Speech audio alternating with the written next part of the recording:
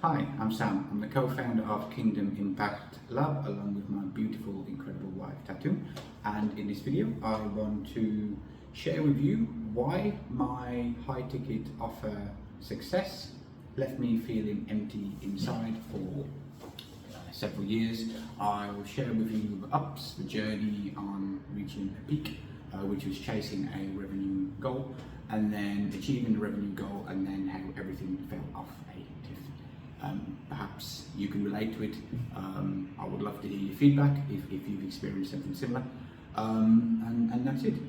So essentially what this video is going to be about is why high ticket success might look glamorous from the outside, but what actually happens when it starts to feel like a burden, and then you will find that you have initial success.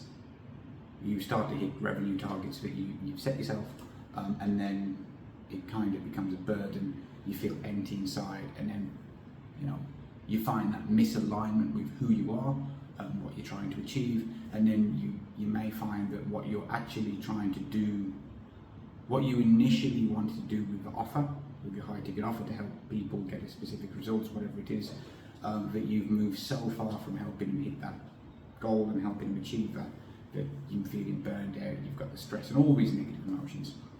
Okay, so my story. So I have experience selling my own high ticket offer well, first let's define high ticket offer. Let's say high ticket offer would be something that costs a few $1,000s. Let's just say $2,000 or $1,500, whatever. It's something that requires a booked call, usually to sell, to have a conversation with people. A high ticket offer can be a service, it can be coaching, it can be consulting, it can be one-on-one coaching, it can be group coaching, but essentially it's people are paying a high price for a high touch, highly personal offer, where you or your team help them get the result they want, or in the case of a service, you do it for them. So for me, my high ticket offer for several years was my email marketing service, and I've been doing copywriting, email marketing kind of things for a decade. And my strategy when I figured things out a little bit was I would create a initial offer, and I often did this with clients I found. So the initial offer would be something that's relatively low priced, wouldn't take me long to do, but there would be big upside for the client. I would go and do it quickly, and then get them a result, and then when they're happy, my strategy was, okay, so you've just paid me a couple of $100 for this, and from this alone I've made you $2,500. What if you invest in the next offer I've got, which is a little bit longer, a little bit bigger? This one might cost $1,000, let's say, and you take this money from the money I've just made you, reinvest, and then we'll do something a bit bigger and get a bigger result. And then we do that quickly, and then we get them a result, and then the next thing is I will propose a high price monthly retainer. And so the high price monthly retainer could range in I'm not going to give my specific revenue amounts here, but a high ticket monthly retainer as a service provider might be anywhere from say $1,500 a month to $10,000 plus per month, maybe more, maybe less.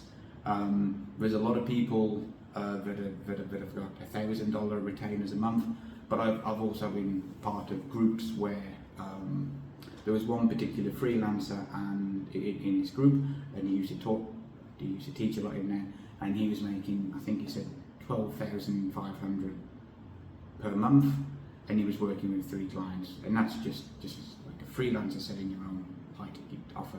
Now granted, you have to deliver the value in order for the clients to justify it, but that is the essence of what it is. And maybe you've got a service too that's a high ticket offer like what I've described.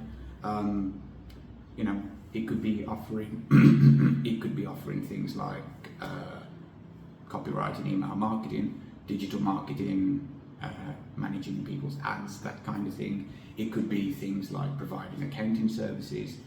It could be things like, a whole bunch of things. It could be coaching, it could be consulting. So that's what the high ticket offer is.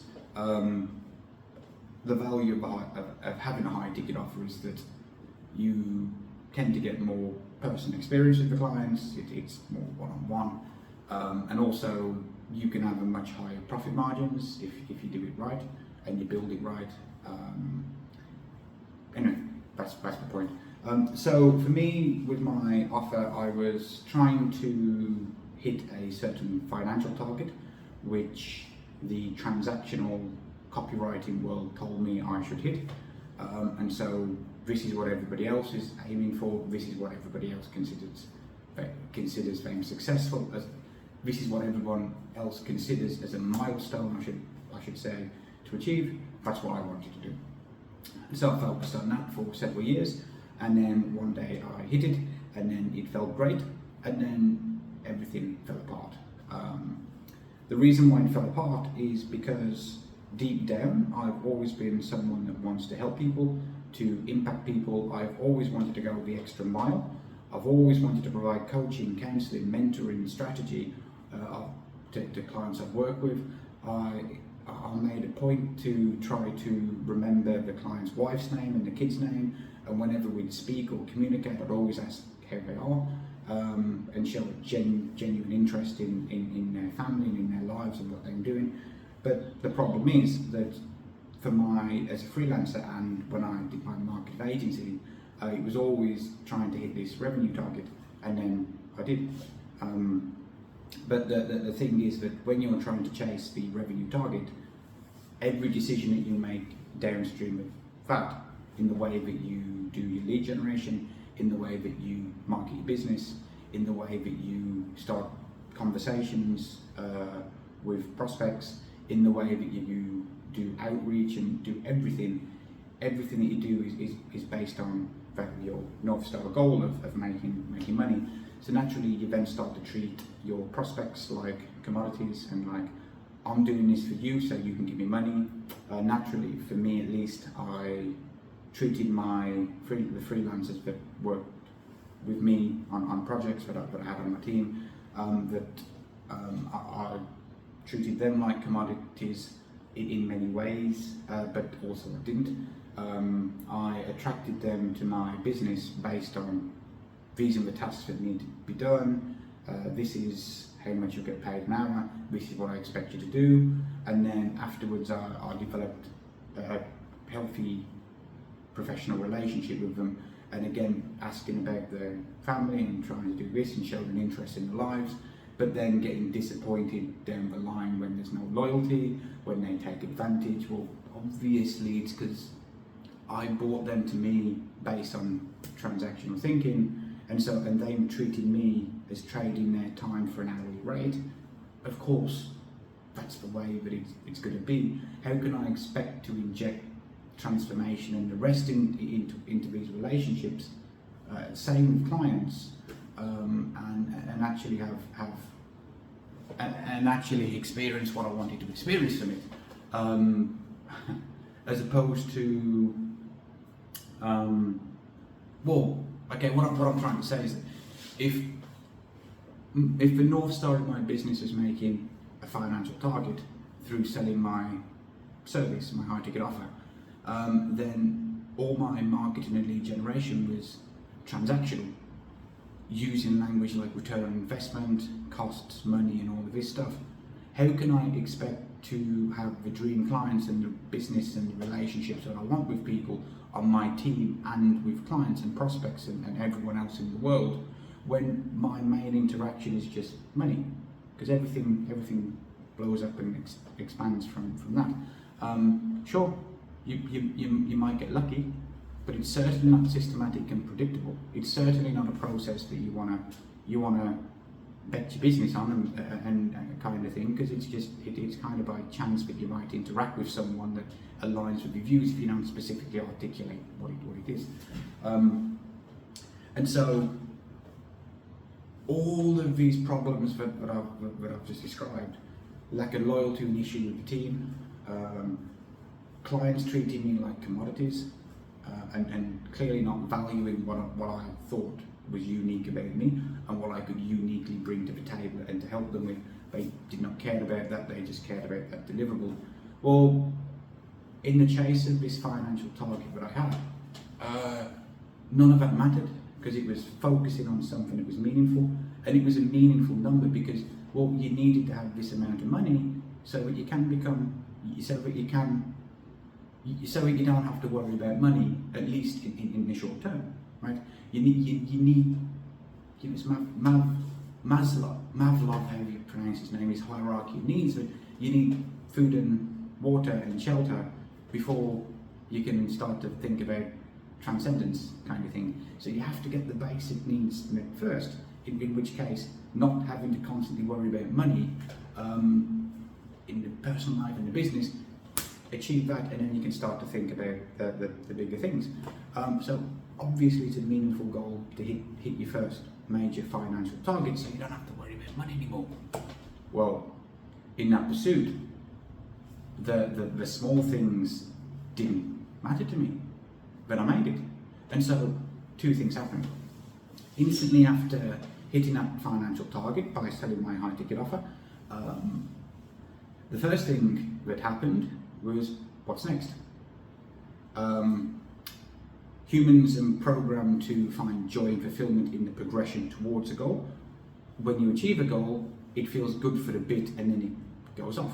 And then you need to focus on the next goal, otherwise you're going to have problems. So naturally, you want to set your next goal. My next goal was more than double what I just had. So somehow I had to more than double what I had spent a decade chasing towards, a decade moving towards. And after a couple of months, when I just couldn't get it to work, and then other things started to go wrong, it just stressed me out, because I went from having to more than double what I was making to hit my next goal to now I need to 5x it because of different things that happened. That's a big thing to do, especially with the same team and the same resources. You had this disillusionment, frustration, stress, burnout, and then you just go down, down, down. You descend down Jacob's ladder. You make your current situation more and more miserable by all of the things that are happening in the business. And that's the first thing that happened. Rather than enjoying the accomplishment I had, or having some kind of, trying to set some kind of meaningful next goal to have, which was impossible to do because chasing money after you've achieved your initial goal is inherently meaningless, because, you know, what are we going to do with more money if it's just for yourself? Well, you're going to keep chasing it, you can never have enough, you're going to hoard it, and in general, you're going to be more, I'm sure you'll enjoy your lifestyle and things, but it's just inherently unfulfilling. So that's the first thing that happened, which caused problems. And then the second thing that happened is that all of a sudden, after achieving the goal, and the focus was gone, and I was no longer focusing on the basic needs of food, shelter, you know, financial security kind of thing. You start to think about what's more important. You're able to, you've got the bandwidth to, and so this is when it started to bother me about the clients I was working with. This is when it started to bother me more with the people I was on my team. This is when I was starting to get bothered about posting jobs on Upwork to try to find people and trying to work with coaches and just not getting the experience that I wanted. Before it wasn't a problem because the priority was hitting this financial target. You hit it and then it becomes a priority. And all of these hidden things in my business that existed before, but I paid no attention to because I was focusing entirely on that revenue target, suddenly started to materialize, like having mushrooms grow up in the ground. Suddenly one appears, suddenly another appears, and then a week, a couple of days later, it was just covered in mushrooms because of the way that they just pop up and how fast they are, and they became major problems. And it ultimately led to me hating the business. I hating the business. I fired one person off my team for something that, in hindsight, probably wasn't a fireable offence. It was probably an honest mistake, but I just had it, and I regretted it. But I also had to let it go because the company was losing money, and I wasn't getting the clients in, and I couldn't afford to keep paying her. Because everything was based on transaction, and that's a story for another day. And then there was another person on the team that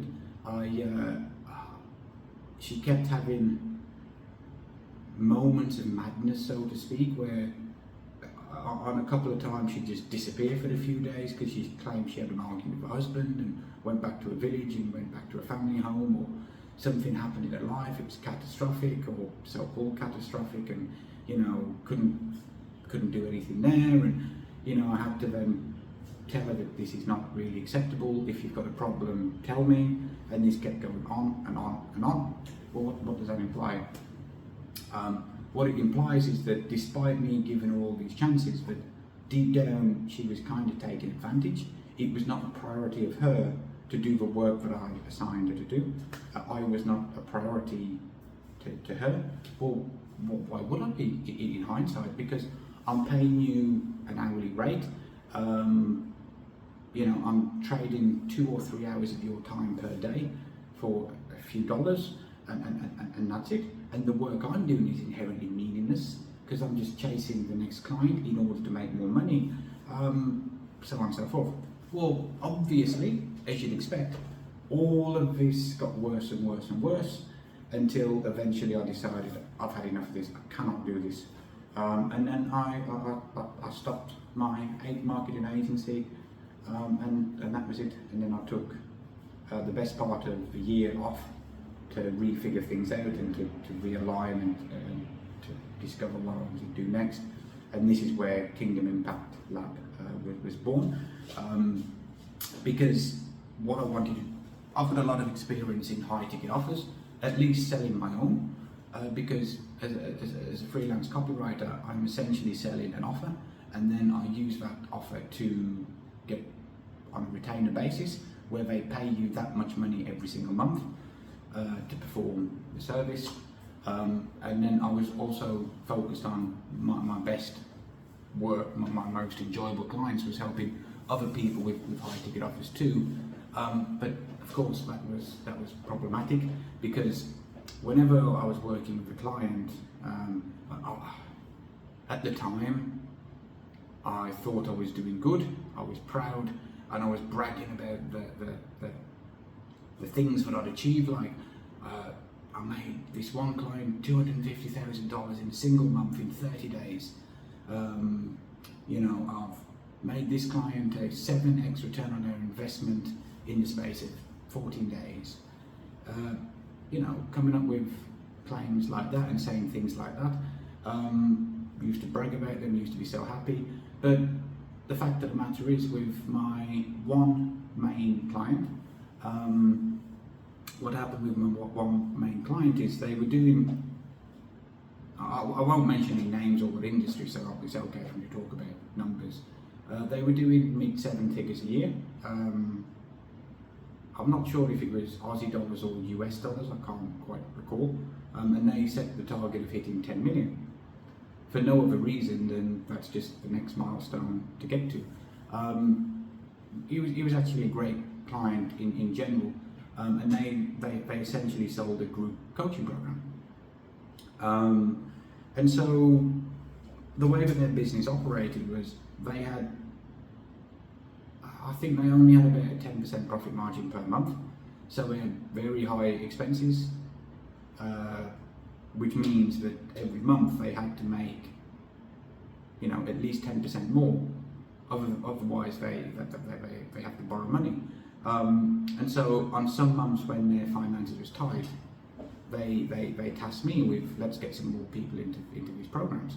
And so it was me thinking what was a genius idea is, well, why don't we do this? Why don't we do this? Why don't we do this? And ultimately that led to more people joining their program. Kind of like offering a payment plan as one, or payback as you earn the money after you've achieved the results, and all of these things.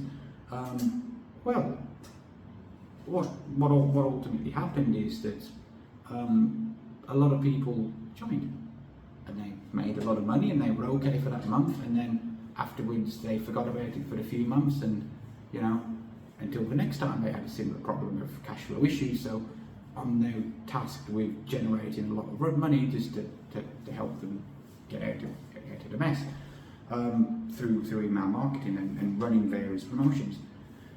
Well, if I look back at it now and kind of think that based on what they were doing and based on what we were doing with daily emails and things, that all the people who wanted to join the program probably did join the program. All the people that had the pain that they needed to solve probably did join the program. What was left is people that were on the fence. They were unsure for whatever reason, and people that probably did not qualify.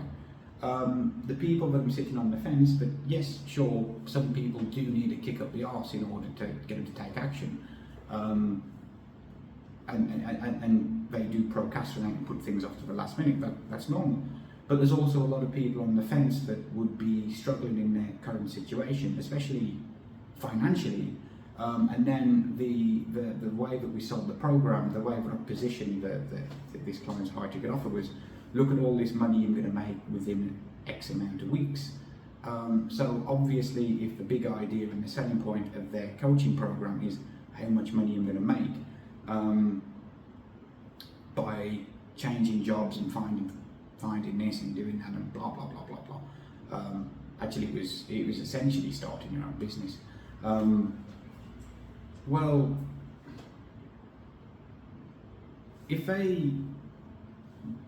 people on the fence, a substantial percentage of them that I'm going to buy into this kind of marketing of financial aims and goals, and in order to get them to sign up, would only be enticed by a payment plan, kind of suggests to me that they probably can't afford it.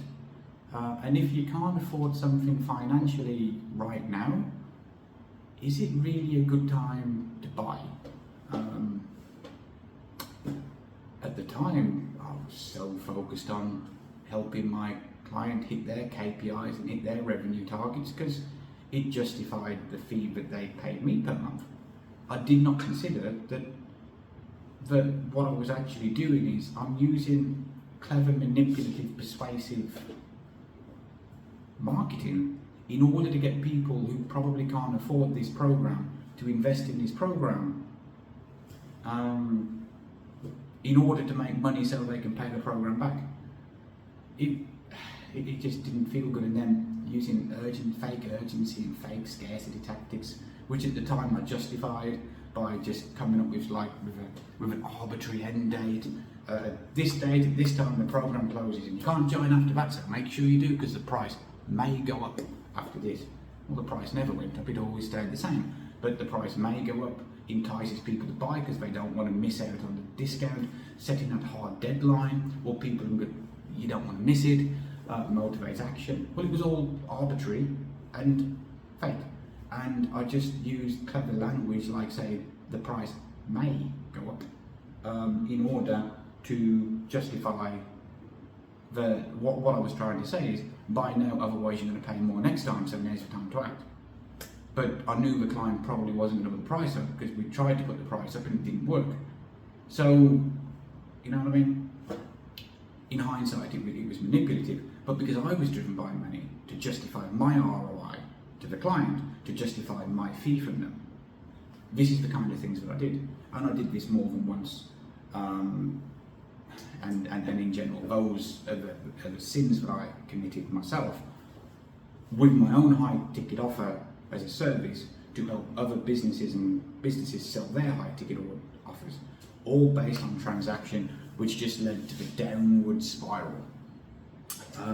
And so I have a lot of experience with this. I rose the up to hit my revenue target. I then went on a search for meaning and purpose, and then everything just went downhill. And all the money I made as a freelancer, I then lost trying to put into my business, my agency, trying to hit the next financial milestone, which was more than twice what the first one was. So I made all the money as a freelancer, hit the goal, all the money in my business to hit that first goal, and then I took all the money I had and put it into the business so that I could hit the next revenue milestone, only to find it didn't work, couldn't get things to work, everything just went downhill, and it just, that's it. And in the process, I probably scammed a few people inadvertently, I misled people inadvertently, and I did a whole bunch of things that I'm now aware of, which I probably shouldn't have done, in order to get people to invest in these high ticket offers. So what's the point? The point is that this is kind of like the dark side of high ticket offers. If you have a high ticket offer yourself, and if you have a service that helps other people with their high ticket offers, and the way that I view everything that I went through and all the sins I've committed is that it's given me the experience to view things from both sides. I know what it's like to have that revenue target to aim for, and then to hit it and achieve it, and then have that financial security that you've wanted to. And then I know what happens next, because chasing revenue is inherently meaningless. And then I also know what happened to me trying to hit the next revenue target, and how the kind of person that turned me into, and moved me a complete 180 away from who I was as a person, because I was just entirely focused on money and transactions at every stage. I've committed all of the marketing sins while justifying to myself at the time that, well, actually it's all right. This isn't manipulative. This is persuasive. I spoke to other people in my circle who were also copywriters and had their own businesses, and they agreed with me. And you know, because you just caught up, as the saying goes, you can't see the forest through the trees, so to speak. And it was just generally bad. And so this is why I believe that my purpose now is to help other Christian entrepreneurs, to start off with, maybe forever, I don't know, but to help Christian entrepreneurs with high ticket offers that may experience something similar, that you are chasing your revenue targets, you've hit the major milestones, so you no longer have to worry about money in your business is operating, you're financially secure, you don't have to worry about, you know, you're okay to give a $5 tip now and then, and you're not buying the cheapest things and counting how much, you know, all these things on your shopping list is going to cost to try and save a few dollars. Maybe you start to value your time now more than money. But the problem is that you're now in a business that you feel like you don't find the joy of fulfillment in, because hitting revenue goals are inherently meaningless after you've hit that major one to make you financially secure. You start to follow Maslow's hierarchy of needs, where you've met your food and shelter, you've met your financial things, and now you're looking for more, you're looking for that transcendent meaning. Well, I've been there. I've chased the wrong goals for a decade, and then I've committed all the sins, and I've done all the things that I probably shouldn't do. I've made all the mistakes, but you know, I'm a firm believer that all the suffering that you go through and all the pain that you go through is proportionate to how much you can help people in a similar situation in the future. It's kind of like, as an analogy I use here, is that who would you prefer as a grief counsellor? A woman who has recently became a widow after being married for all her life, and she managed to get through it and cope with it, or someone that's just graduated from their social studies degree and then just applying the theory of grief counselling here.